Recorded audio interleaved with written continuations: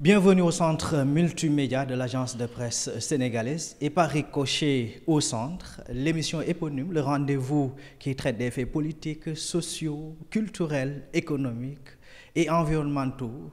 Et ce soir, vous comprenez aisément, nous allons beaucoup parler d'environnement. Et pour discuter de cette question, nous avons l'immense honneur et le plaisir de recevoir sur ce plateau M. Mbacké Seck, un vigie, fervent défenseur très bon de l'environnement écologiste. Merci beaucoup Mansour, je suis heureux d'être sur le plateau de l'APS pour cette intéressante émission. Voilà, merci beaucoup. L'actualité de ces dernières semaines est marquée par la décision du chef de l'État, son Excellence le président Bassirou Diomaye Diakhar Faye, qui a ordonné l'arrêt de tous les travaux au niveau donc du littoral et dans beaucoup d'endroits aussi stratégiques. Et le dimanche, on a vu en tout cas 47 organisations et mouvements qui se sont mobilisés non seulement pour approuver cette décision du chef de l'État, mais dites-nous un peu, à travers cette forte mobilisation, quel est le message que vous avez voulu lancer? Nous saluons d'abord cette décision très courageuse du chef de l'État d'arrêter tous les travaux sur le domaine public maritime et de revoir l'ensemble des conditions d'attribution sur le domaine public de l'État.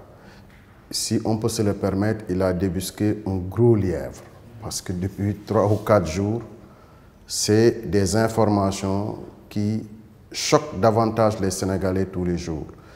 Nous sommes totalement en phase avec cette décision du chef de l'État. C'est pourquoi dès que nous avons appris cette décision, toutes les organisations écologiques qui depuis 2 décennies luttaient pour que le littoral soit un littoral pour tous, pour que l'accès des plages soit libre et gratuit, tous ces mouvements écologiques, les citoyens anonymes, les riverains de nos 700 km de côte, comme un seul homme, on s'est levé pour applaudir, mais ne pas se limiter à ça, mais faire un mémorandum pour soutenir cette action du chef de l'État et le pousser à aller jusqu'au bout. Aller jusqu'au bout, cela voudrait-il dire quoi? Cela voudrait dire simplement appliquer la loi, appliquer tous les codes, toute la réglementation que nous avons en vigueur sur le domaine public maritime.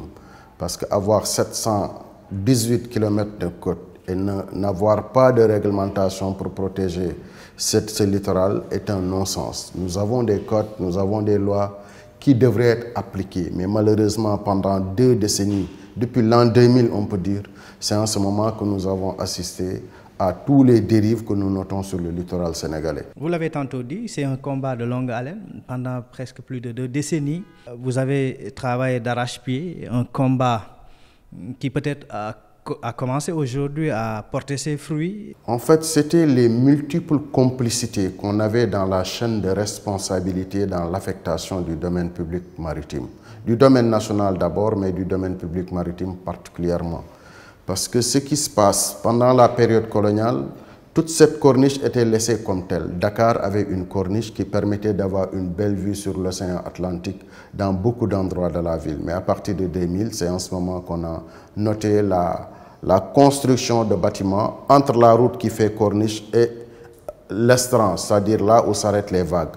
Et malheureusement, toutes les lois disent que 100 mètres à la limite des vagues, on ne devrait mettre que des installations légères et démontables. C'est en ce moment que nous avons vu de grands complexes hôteliers émerger, nous avons vu de grosses villas construites, nous avons vu chacun s'appropriant un pan du domaine public maritime. Et ce n'est pas seulement le domaine public maritime, le domaine public fluvial aussi est concerné. Vous allez à Saint-Louis, tout le long de la berge est occupé. Vous allez dans le fleuve Sine, dans les îles du Saloum. Les populations autochtones n'ont plus accès au bras de mer parce que tout le long du bras de mer, nous avons beaucoup de villas. Donc, c'est extrêmement important qu'on revienne dans l'orthodoxie parce que ceux qui sont chargés de réglementer le domaine public maritime, c'est eux-mêmes qui affectent les terres en priorité à des gens qui sont nantis. Beaucoup aussi d'experts l'évoquent, la mise en place peut-être d'une commission technique pour l'élaboration d'une loi sur le domaine public maritime et fluvial, vous l'avez tantôt évoqué.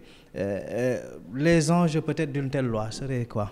Tout ce qu'on devrait mettre dans une loi du littoral que nous attendons depuis plus de 20 ans, depuis les temps du président Abdoulaye Wade, sont dans les prérogatives qui sont assignées à l'Agence nationale des affaires maritimes.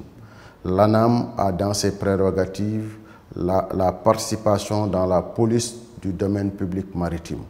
Donc si on revient à l'orthodoxie, il est possible de rectifier si nous pensons que nous sommes dans l'erreur. Nous avons modifié la Constitution du Sénégal en 2016 pour mettre des points sur l'environnement.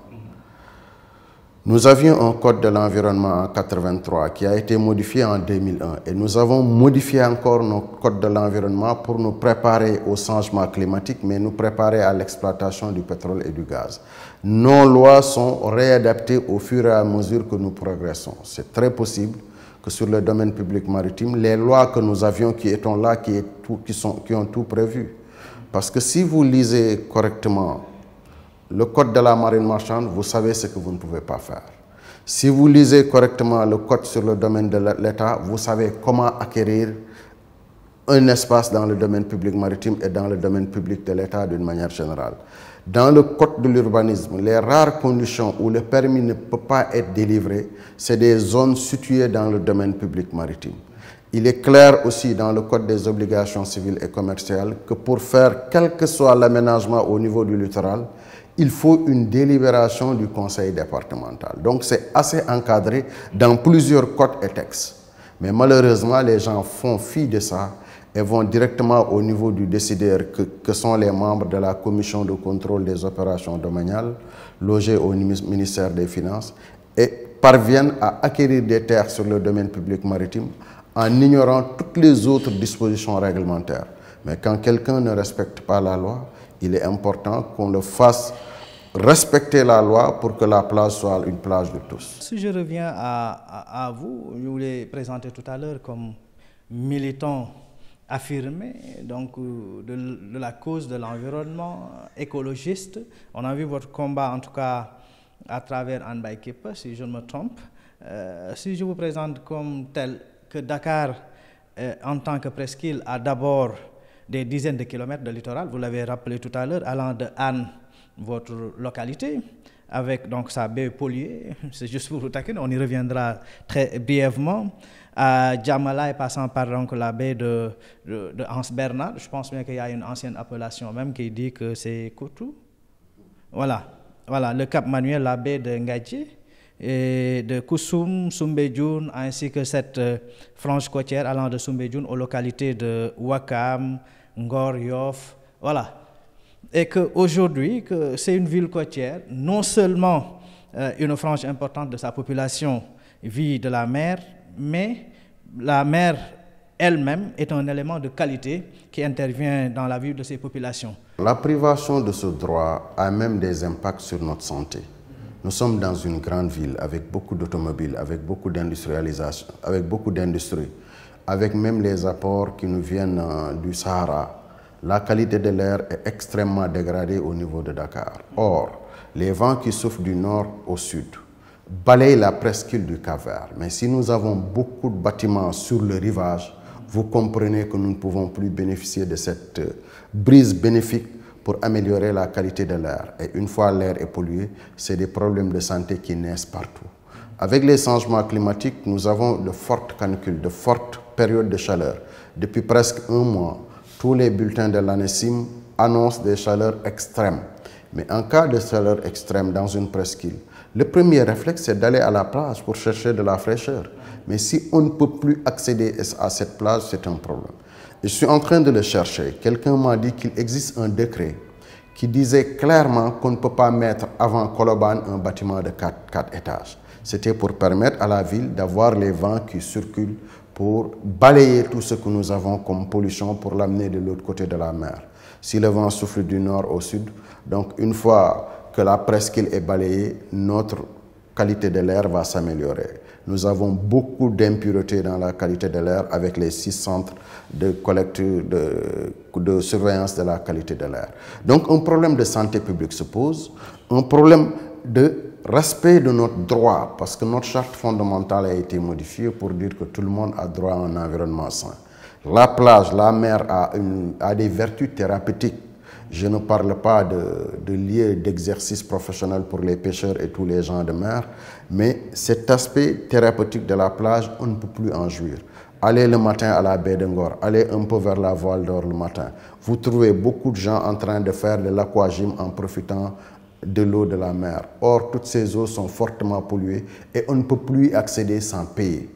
Donc ça, c'est une mercantilisation de notre littoral, ce qui est contraire aux dispositions relatives au point 25.1 de notre Constitution. Merci beaucoup, Mbacké Seck. Je rappelle qu'il est écologiste, membre aussi du collectif SOS Littoral.